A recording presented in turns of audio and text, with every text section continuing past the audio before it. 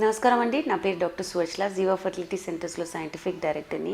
సంతానలేమి సమస్యతో బాధపడుతున్నప్పుడు అనేక రకమైన ఇన్వెస్టిగేటివ్ ప్రొసీజర్స్ ఉన్నాయి. అంటే ఇన్వెస్టిగేషన్స్, కొన్ని టెస్ట్లు ఉండొచ్చు, బ్లడ్ టెస్ట్, కొన్ని స్కాన్స్ ఉండొచ్చు, వీర్యకణాల పరీక్ష ఉండొచ్చు, హార్మోన్ ఎవాల్యుయేషన్ ఉండొచ్చు. ఎన్నో వివిధ రకాల టెస్ట్లు ఉన్నాయి, ఇన్వెస్టిగేషన్స్ ఉన్నాయి.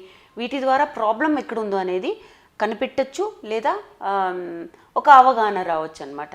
ఇవి కాకుండా ఒక వెరీ ఇంపార్టెంట్ టెస్ట్ ఉందండి, దీని గురించి కూడా మీరు తెలుసుకోవాలి. జెనెటిక్ టెస్టింగ్ అని ఉంటుందన్నమాట.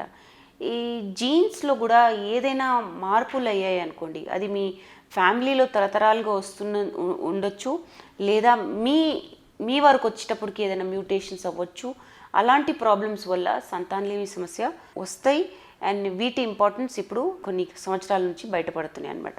సో ఇవి ఎలా కనుక్కుంటాము ఫస్ట్ పాయింట్, అండ్ ఎన్ని రకాలుగా ఇవి మేనిఫెస్ట్, అంటే ఎన్ని రకాలుగా మనం చూస్తామనేది చెప్పబోతున్నాను అనమాట. ఫస్ట్ ఆఫ్ ఆల్, మీకు ఈ హార్మోనల్ ఇవాల్యుయేషన్స్ ఇవన్నిటితో పాటు కూడా ఏజ్ ఎక్కువ ఉంది, ప్రెగ్నెన్సీస్ వచ్చి మిస్క్యారేజెస్ అవుతున్నాయి, లేదా ఎన్నో ఐవీఎఫ్ ఫెయిలియర్స్ అయినాయి, ఐయుఐలు కూడా ఫెయిల్ అవుతున్నాయి, హార్ట్ బీట్ రాకముందే మిస్క్యారీ అవుతుంది అనుకోండి. అలాంటప్పుడు ఒక జెనెటిక్ టెస్ట్ చేయమంటారు, దాని పేరు క్యారియోటైపింగ్. క్యారియోటైపింగ్లో ఏంటంటే అండి, మీ ఉన్న జీన్స్ అన్నీ చెక్ చేయడం జరుగుతుందన్నమాట. సో మనకి 46 జీన్స్ ఉన్నాయి, 46 క్రోమోజోమ్స్. ఇవి పేర్స్లో వస్తాయి, అంటే జతలో వస్తాయి అనమాట. సో 23 క్రోమోజోమ్స్ ఉన్నాయి మనకి. వీటిలో 22 ఆటోజోమల్ అంటారు, and 1 pair is sex chromosomes. అంటే 22 మనకి అనేక రకాలైన ప్రతి సెల్లో అన్నీ ఉంటాయి అన్నమాట. కాకపోతే 22 are autosomal and 1 pair is sex chromosome. అంటే XX ఉంటే ఫీమేల్ లాగా అవుతారు, XY ఉంటే మేల్ లాగా అవుతారు అనమాట. So this is the genetic makeup. సో క్యారియోటైపింగ్లో ఏంటంటే ఈ 23 పేర్స్ అంటే 46 క్రోమోజోమ్స్ కరెక్ట్గా ఉన్నాయా, ఎక్కడైనా ఒక క్రోమోజోమ్ డూప్లికేట్ అయిందా, అంటే క్రోమోజోమ్ నెంబర్ 21 మూడు కాపీస్ ఉన్నాయా, 2 ఉండాలి కదా, 3 కాపీలు ఉన్నాయా, క్రోమోజోమ్ నెంబర్ 12 2 కాపీలు ఉన్నాయా, ఒకటే ఉందా. సో దీన్ని మోనోజోమిక్ అంటే ఒకటే ఉంది, లేదా ట్రైజోమిక్ అంటే 3 కాపీస్లో ఉండడం అబ్నార్మాలిటీస్ అన్నమాట. తక్కువ ఉండడం, ఎక్కువ ఉండడం అబ్నార్మాలిటీస్. 2 ఉంటే నార్మల్గా ఉన్నట్టు. సో ఈ క్యారియోటైపింగ్లో అన్ని క్రోమోజోమ్స్ 1 to 22 బాగున్నాయా, ప్లస్ సెక్స్ క్రోమోజోమ్స్ బాగున్నాయి, అంటే ఆడవాళ్ళైతే XX బాగుందా, మగవాళ్ళైతే XY బాగుందా అనేది చూడడం జరుగుతుంది. సో ఎన్ని రకాల ప్రాబ్లమ్స్ ఉన్నాయో చూద్దాం.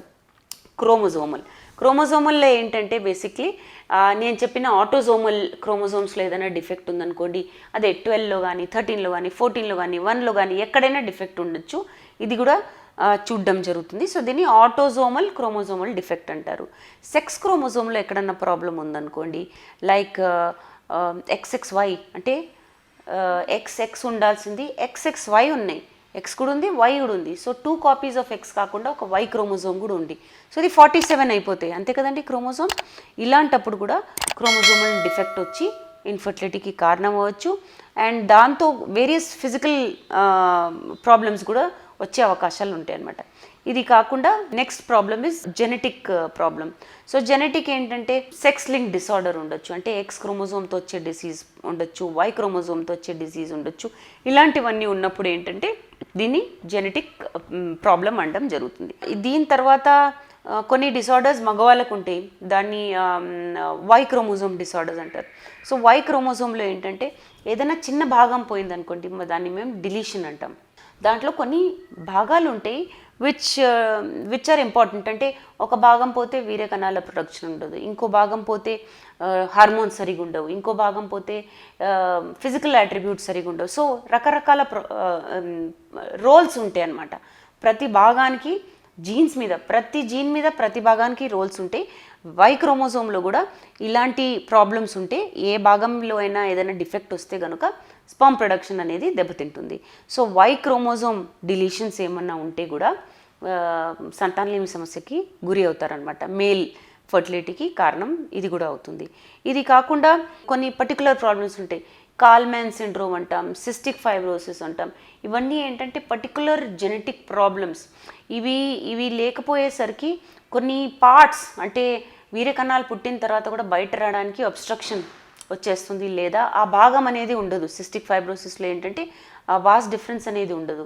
సో దానివల్ల ఏంటంటే వీర్య కణాలు పుడుతున్నా బయటికి రావు. సో ఇలాంటి ప్రాబ్లం కూడా ఉందా లేదా అనేది కనుక్కోవాలంటే ఈ జెనెటిక్ టెస్టింగ్ చేస్తే ఇవి బయటపడతాయి అన్నమాట. సిస్టిక్ ఫైబ్రోసిస్ కానీ, కాల్మన్ సిండ్రోమ్ కానీ, XXY కానీ, వై మైక్రో డిలీషన్స్ కానీ, ఇవన్నీ ఏమన్నా ప్రాబ్లమ్స్ ఉంటే కూడా ఇవి బయటపడతాయి అన్నమాట. మీకు కనుక ఇలాంటి అనుమానాలు ఉన్నా, లేదా మీకు ఇలాంటి పరీక్షలు చేసిన తర్వాత ఇవి రిపోర్ట్స్లో ఇవ్వడం జరిగిందనుకోండి, ఖచ్చితంగా మమ్మల్ని సంప్రదించండి. ఈ ప్రాబ్లంతో ఏం సొల్యూషన్ మీకు బెస్ట్ వర్కౌట్ అవుతుందో దీని గురించి వివరంగా చెప్పడం జరుగుతుందన్నమాట. Thank you.